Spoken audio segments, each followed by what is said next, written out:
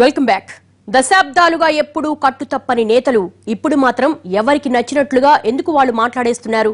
ఇది కొత్త రక్తంతో తలెత్తిన పరిస్థితా లేక పాత నేతల్లోనే వచ్చిన మార్పా? ఇంత జరుగుతున్నా చంద్రబాబు ఎందుకు ఈ విషయాన్ని సీరియస్ గా పట్టించుకోవటం లేదు?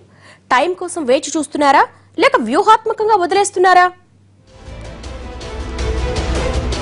టీడీపీలో అధినేత అనుమతి లేకుండా కానీ పార్టీ మూల సిద్ధాంతాలకు వ్యతిరేకంగా కానీ ఏ ఒక్కరూ పల్లెత్తు మాట కూడా అనే సాహసం చేయరు.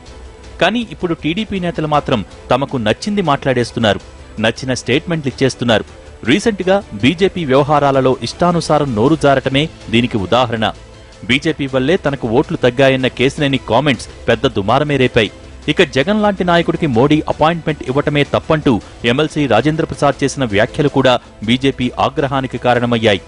ఇక ఇదే రీతిలో రాయపాటి సాంబశివరావు కూడా అప్పుడప్పుడు నోరు పారేసుకోవటం అధిష్టానానికి ఇబ్బంది కలిగించే వ్యవహారమే. వీరితో పాటు మరికొందరు నేతల లూజ్ టాక్ కూడా పార్టీకి చేటు చేస్తోంది.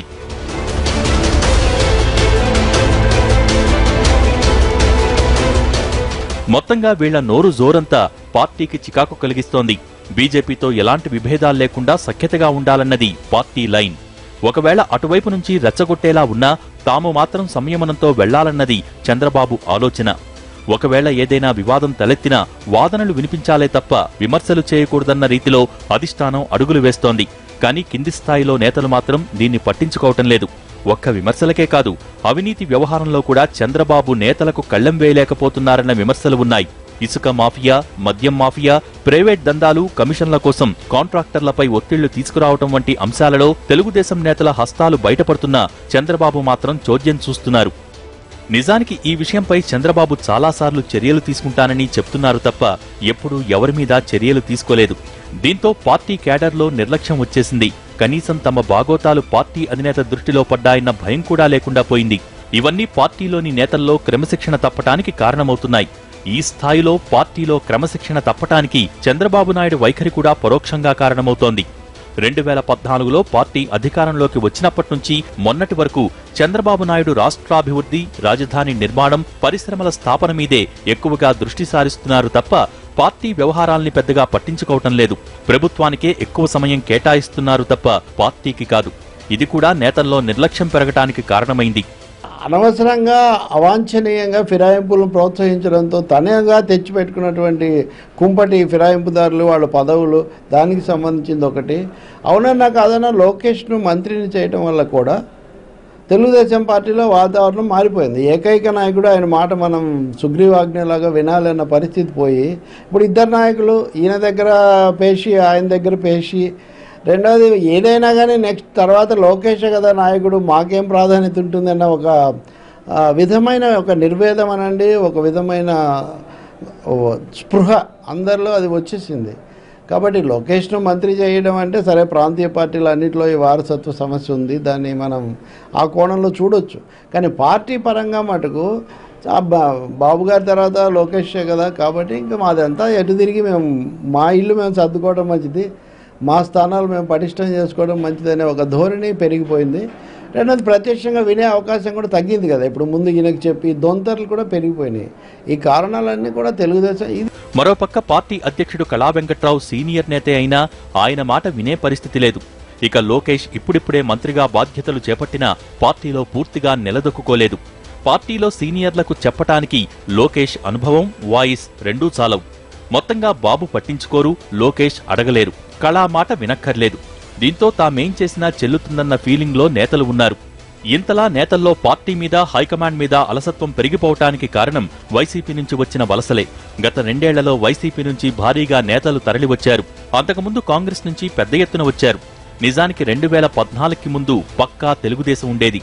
వాళ్లకు పార్టీ అంటే ఏంటి, పార్టీ విశిష్టత, బాబు మాటకు ఎంత వాల్యూ ఉంటుంది, పార్టీ రాష్ట్ర కార్యాలయం నుంచి ఒక ఆదేశమొస్తే ఎలా నడుచుకోవాలి అన్న విషయాలలో టీడీపీ నేతలకు పూర్తిస్థాయి అవగాహన ఉండేది. కానీ ఇప్పుడు వలసల పుణ్యమాని టీడీపీ ఒక నానాజాతి సమితైపోయింది. చంద్రబాబు మాటకున్న వాల్యూ ఏంటి, అధిష్టానం నుంచి ఒక ఆదేశమొస్తే దాన్ని ఎలా అమలు చేయాలి, దాన్ని సీరియస్గా తీసుకోకపోతే పరిణామాలేంటి అన్నది కొత్తవారికి తెలియదు. అసలు టీడీపీ మూల సిద్ధాంతమే క్రమశిక్షణ అనే విషయం ఈ వలస నేతలకు బొత్తిగా తెలియకపోవటంతో చిక్కులొచ్చాయి. ఇది వచ్చే లీడర్లకు తెలియదు, వాళ్ల వెనక ఉన్న కేడర్కు తెలియదు. దీంతో ఇంతకుముందు తామున్న పార్టీల్లో మాదిరిగానే ఇష్టానుసారం టీడీపీలోనూ ప్రవర్తిస్తున్నారు. ఇదంతా ఒకెత్తైతే ఇలాంటి వారిపై చర్యలు లేకపోవటం కూడా పాత నేతల్ని ఆశ్చర్యపరుస్తోంది. వీళ్లను బాబు చూసి చూన్నట్టు వదిలేస్తుండటంతో టీడీపీ పాత నేతలంతా తామెందుకు మౌనంగా ఉండాలన్న ఆలోచనతో అడుగులేస్తున్నారు.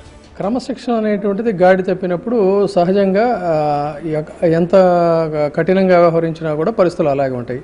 ఎప్పుడైతే క్రమశిక్షణగా మారుపేరుగా ఉన్నటువంటి పార్టీలో చిరకాలంగా జెండాలు మోసినటువంటి వాళ్ళని పక్కన పెట్టి అసలు ఆ పార్టీని ఒక నిన్నమొన్నటి దాకా నోటికొచ్చినట్టు తిట్టినటువంటి వాళ్ళని అభివృద్ధి పేరుతో ఎప్పుడైతే హక్కును చేర్చుకున్నారో, ఎప్పుడైతే వాళ్ళని హక్కును చేర్చుకుని వాళ్ళకి కావలసినటువంటి తాయిలాలు ఇచ్చేటువంటి సంస్కృతి మొదలైందో, సహజంగానే ఆ పార్టీని నమ్ముకున్నటువంటి వాళ్ళకి ఒక ఆక్రోశం, ఒక ఆవేశం అనేటువంటి సహజంగా రావటం అనేటువంటిది తప్పులేదు.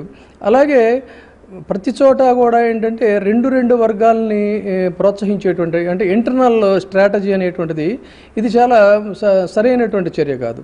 అంటే ఒకవైపు నోటితో వెక్కిరించడం, నొసటితో మాట్లాడినట్టుగా చేయటం, ఇలాంటివన్నీ ఏంటంటే ప్రతి చోట రెండు గ్రూపులను ఎప్పుడైతే ప్రోత్సహిస్తారో సహజంగా అంతర్గత కలహాలనే ఉంటాయి.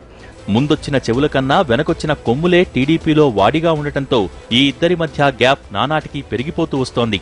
పైగా అధిష్టానం కూడా కొత్తగా వచ్చిన వారికి పదవులు ఇస్తూ వాళ్ల పనులు చేయించేందుకు సహకరిస్తూ వారి మాటకే ప్రాధాన్యత ఇస్తోందన్న విమర్శలు కూడా పాతవర్గం నేతల్లో పాతుకుపోయింది. విజయనగరం జిల్లాలో టీడీపీ సీనియర్ నేత అశోక్ గజపతిరాజు చెప్పిందే వేదం. కానీ ఇప్పుడు ఆ జిల్లా బాధ్యతలు చూస్తున్న గంటా శ్రీనివాసరావు తీరు పరోక్షంగా అశోక్ ఆధిపత్యానికి గండికొట్టేలా కనిపిస్తోంది. ఇలాంటి పరిణామాలు వైసీపీ నేతలు పార్టీ మారిన అన్ని జిల్లాల్లోనూ నెలకొంటున్నాయి. ముఖ్యంగా ఇలాంటి అంశాల వల్లే పార్టీలో క్రమశిక్షణ తప్పుతోంది. కొత్తగా వచ్చిన వాళ్లు తెలియక నోరు జోరు చూపిస్తుంటే ఇన్నాళ్లు మిన్నకున్న నేతలు తామెందుకు మౌనంగా ఉండాలన్న ధోరణిలో అడుగులు వేస్తున్నారు. వెరసి ఇద్దరి మధ్య ఉన్న విభేదాలు పార్టీకి చేటు తెస్తున్నాయి. అయితే ఇంతవరకు చంద్రబాబు నాయుడు పరిపాలనలో మునిగిపోయి ఈ అంశాలపై సీరియస్గా దృష్టి సారించలేదు. ఒక్కసారి ఆయన వీటిపై దృష్టి పెడితే ఈ చిన్న ఇబ్బందులన్నీ తీరిపోవటం పెద్ద కష్టమేం కాదన్న అభిప్రాయాలు వినిపిస్తున్నాయి. మరి చంద్రబాబు వాటిని ఎప్పటికి పరిష్కరించుకుంటారు అన్నది కాలమే నిర్ణయించాలి. ఇది వాళ్ళ స్టోరీ బోర్డ్.